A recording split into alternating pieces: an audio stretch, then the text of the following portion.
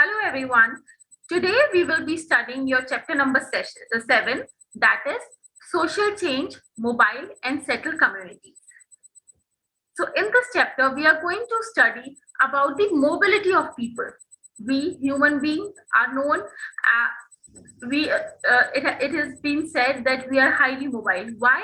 Because if we are not liking the conditions where we are living currently, so we are going to move. Of course, everyone loves to have a comfortable environment.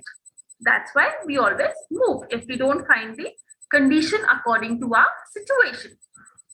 So they display their mobility in variety of ways. They means we human beings, which is sometimes periodic or cyclic and sometimes on a regular basis. Now, what is migration? It is a specific type of mobility which is a permanent move to a new location. Now, individuals, whenever they migrate, there are reasons behind it. So, we have classified these reasons into two factors, push and pull factors. Now, there are three types of push factors: political, economic, and environmental. What are political factors? Which include war, domination, political instability. So these factors force community to leave their place and settle somewhere else. Now comes the second factor, which is economic factor. It's like starvation. If you're starving where you are living, there are famine, droughts, unemployment. Why would you live there? So you leave that place.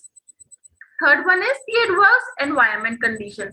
If there are always floods, storm, earthquake, nobody likes to live there. So these are the main reasons why people move from their permanent places. There have been immigrants into India at various levels. There have been long distance and long-term immigrations as well as short distance and short-term immigrations. The coming of the Aryans, Indo-Greeks, Sakas, Kushans, these etc. settling in India is well documented by history. All such developments had a major impact on our society. Why? Because we have already learned about all of these factors: who came to India, what they did for our people, how they behave, how the urbanization happened. So it all depends on that. Now, what about the social change? We are going to talk about here social change. Now, whenever this happens, society undergoes into a change. In a regular basis, society undergoes continuous changes, but it involves long-term changes either in social structure or cultural characteristics, or maybe in both. Now, change in social condition during the medieval period. What were the changes which happened during 800 to 1707 AD? During the early medieval period, the Indian society was divided into four traditional classes, which were Brahmin, Kshatriya, Vaishya, and Shudra. So Brahmins at that time used to enjoy special privileges, and with the rise of Rajputs, Brahmins gained a lot of importance.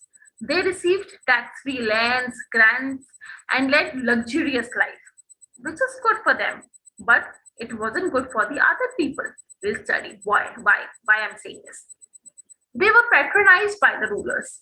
They interpreted the Vedic text and even rewrote the Dharma Shastra to emphasize their superiority over other castes. Therefore, caste rulers became more rigid. Various administrative officers, including clerks, organized themselves as a special class known as kais. Besides, there were untouchables. So the condition at that time were very, very bad, if you'll talk about untouchables, which included the Dhobi, Harijan, Gewat, etc. A number of tribes also existed at that time. They included the Gonds, Bhils, Shabar, etc. They inhabited the forested hilly lands of the Vindhyas, Bihar, Bengal, MP, and Deccan. They lived by cultivation, hunting, fishing, etc. But at the time, there was something good when we'll talk about Rajput women, because they commanded a respected position at that time in the Rajput society. They were honored and protected by their men. They could choose their husband in Swamvar. They were given higher education, including the education of warfare. There were no parda system among Rajput women. Polygamy means multiple shadi. Rajas used to do a lot of shadi at that time, were prevalent in the Rajput society. But the position of women in other castes and communities, see, this is bad, was not satisfactory. They were not provided higher education. Polygamy further weakened their status in the family as well as in the society. Sati Pratha, it wasn't good at that time when suppose somebody has become widow. So they used to make the women sit on the bed of fire along with the husband. And widow remarriage was a taboo. In South India, during the early medieval period, the Brahmins were held in high esteem by the rulers. They were granted tax-free lands called agrahara. The merchants too held a position of prestige by virtue of their wealth. The majority of people formed the common people. The upper caste dominated the lower class and put severe restrictions on them. They were debarred from entering into the temple and not allowed to draw water from the village tanks or wells. Not good. During the Sultanate period, the Indian society was divided into Hindus and Muslims. In the beginning, Hindu considered Muslims as impure and untouchables and did not intermix with them, as they were cruelly treated by the Muslim conquerors. The sultans encouraged conversation of the Hindu to, they used to converse from their religion. They used to convert their religion from Hindu to Islam by offering them many concessions. Hindu society was at that time divided into 4 castes, which we have already discussed, and there were numerous mixed castes too. Position of the Brahmins we have already discussed. Kshatriya at that time, they lost their political power and they were highly demoralized.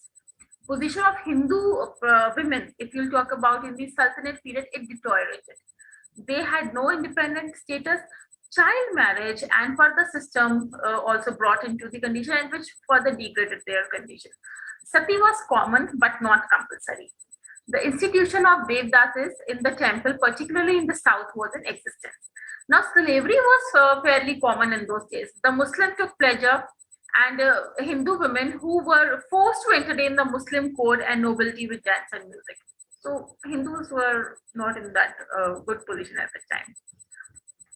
The Muslim population included the Turks, Afghans, Mongols, etc. Amongst the various foreigners, the Turks monopolized power in India. They believed in the policy of racism and despised low-born non-Turks. With the passage of time, conversion to Islam increased.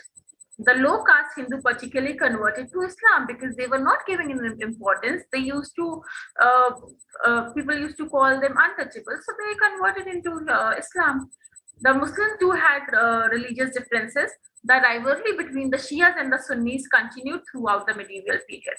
The Afghans were known as sworn enemies of the Mughals.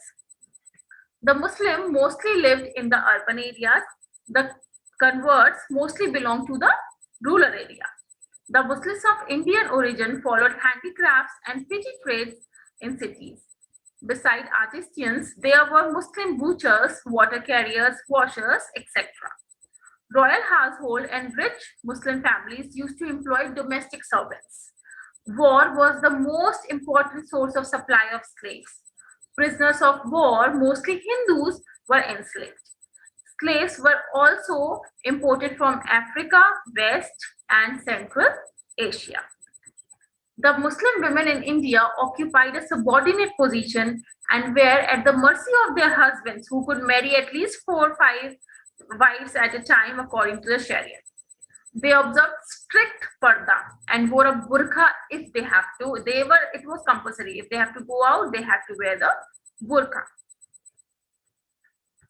The religious freedom under the Mughals brought the Hindus and the Muslims closer.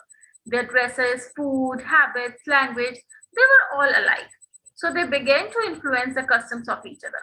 Sufi saints had many Hindu followers, and Bhakti saints attracted Hindus and Muslims alike. Akbar even started a new religious which we have already discussed in the previous chapter.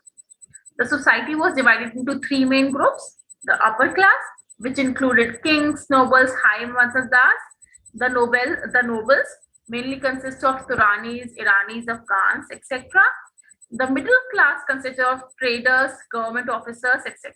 And the lower class included farmers, laborers, etc. Change in the caste structure. Now, when time passed, the caste system became more rigid and complex. Why? Because of the introduction of new people and new elements in the society. Brahmins were still privileged, but Shudras were considered untouchables. Intercaste marriages were a totally no-no. Craftsmen such as potters, weavers, etc. were regarded as low caste. The new caste that originated during the early medieval period was that of Rajputs. Some foreign scholars consider them as descendants of the Scythians and Huns who settled in India after Harsha. The ruling families later came to known as Rajputs and were given a status of Kshatriyas. What about tribes, nomads, and itinerant groups? The majority of the people in India leads a settled life, but certain groups of people led a migratory and tribe life. According to Census 2011, the ST scheduled tribes population in country forms 8.6 of the total population of India. With the exceptions of a few states, they are found in almost all the states. Tribal population is numerous in Madhya Pradesh, Maharashtra, Odisha, Rajasthan, Jharkhand, Chhattisgarh, and AP. Gonds, followed by Santals and Bhils, are the largest tribal group. A scheduled tribe is defined as a group of people speaking a common dialect, inhabited a common territory, and displaying a certain homogeneity in their culture. It is frequently a political unit for purpose of internal administration of justice and external relations such as prosecution of war. Indian tribes are classified in a number of ways. On the basis of manner in which they make a living, there are four types of tribes in India: hunters, fishers, second is shifting cultivators, peasants, Arsians, castes, and nomadic groups. What are nomadic groups? They include Bidhors of Jharkhand, Pentyas of Odisha, Gadia Loras of Rajasthan, etc.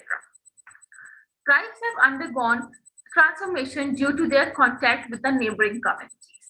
For example, in the past of the Bhils were mainly engaged in hunting, collecting, and pastoral activities, but later they resorted to sedentary cultivation. So this is a detailed thing, what they have written over here. The Gonds constituted the largest tribe group of India and are spread over a vast territory of MP to Karnataka, from Gujarat to West Bengal. The largest concentration is in MP and Chhattisgarh. They are shifting cultivators. Now this is a case study of formation of state. Here we'll talk about the first case, which is Gondwana state. It's sometimes called Gondaranya. It's a historical region in the central India comprising portions of MP, Chhattisgarh, AP, and Maharashtra. It is inhabited by the Gonds, a group of Dravidian tribes exceeding 7.5 million of population. They were first mentioned in 14th century Muslim chronicles. They present a classical example of state formation. Anthropologists call them pre-Dravidians with dark complexion, flat nose, thick lips, straight hair, and short height. Their main language is Gondi and Maitri, which has affinities with Indo-Aryan language. They are engaged in Dippa cultivation, which is shifting cultivation. It is like dooming in Assam. They also work as agricultural labor, and they are also engaged in fishing, pastoral activities also. They are also engaged in forest production also. A number of old kingdoms were established by ruling families of the Gonds and other STs in the region. From the 14th to the 18th century, the area was held by the powerful dynasties of Gond. They remained independent or served as tributary chiefs during Mughal times.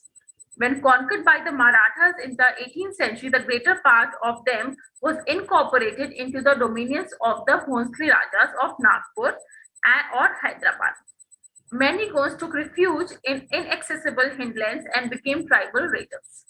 Between the 1880 AD to 1856, the greater part of the region was passed to the British, although in some minor states of Gond Rajas continued to rule until the independence of India, which happened in 1947 AD.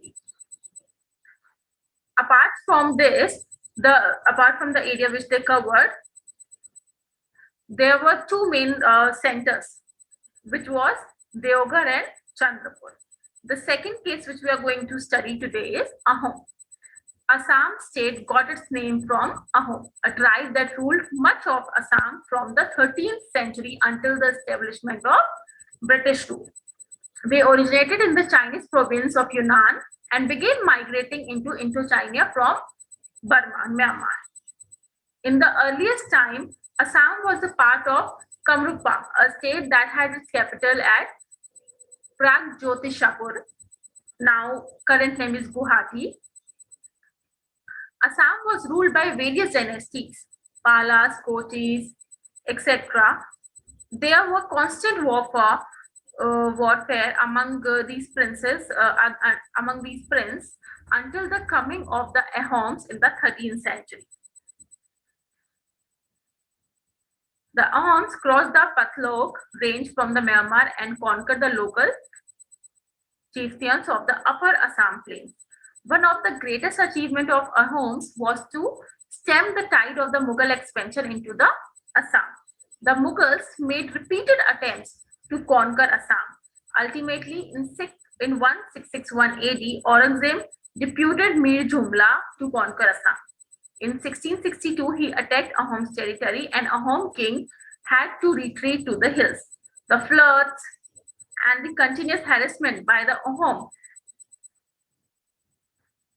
compelled Mir Jumla to sign a peace treaty in 1663 AD. Again, in 1671 AD, a great battle was fought between the Ahoms and Mughal near Guwahati, in which the Mughals were defeated. The power and prosperity of Ahom reached zenith during the rule of King Rudra Singh. However, the Ahom power began to decline in second half of the 18th century. Internal problems and civil wars were the main reasons. In 1881, the Burmese invaded Assam and forced Ahom king to leave the country. Ultimately, Britishers intervened and drew away the Burmese from the Assam. So this is all about this chapter. Go through this chapter, read once again, you will be able to understand each and everything. Thank you so much for today. Have a nice day, all of you. Bye.